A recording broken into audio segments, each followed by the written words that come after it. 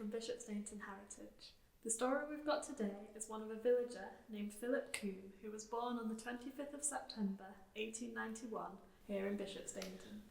Opinions of him were mixed. Some thought him a hard man, but the Coombe family archive shown him to have been a lover of poetry, animals and his family. At 20 he was an apprentice, training as a plumber and heating engineer before he went to Canada with his eldest brother Daniel in 1913, where he worked on the Canadian Pacific Railway.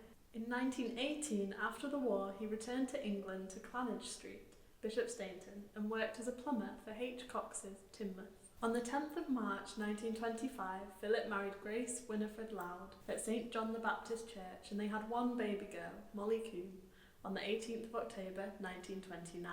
The family lived at Locarno on Berry Hill and kept numerous pet cats over the years. In 1931, Philip became a councillor on the Bishopsteignton Parish Council, a chairman for much of his tenure. He worked closely with Clifford Wallace Sr., whose story we've touched upon in our video about the community centre here. Philip left the parish council in 1952. Throughout this time, having become a master builder, Philip also made a considerable contribution to the built environment in Bishopsteignton, leaving a legacy of property throughout the village, some of which he lived in and some he sold. They include the Gord's Garage on Radway and a house on Church Road for Clifford Wallace himself. He did, however, choose to employ people from outside the village to carry out work, and this made him somewhat unpopular. But did you know that during World War I he served with the 20th Battalion Canadian Expeditionary Force? He fought in battles such as Ypres, 1915, Vimy Ridge, 1917, and Passchendaele, also in 1917.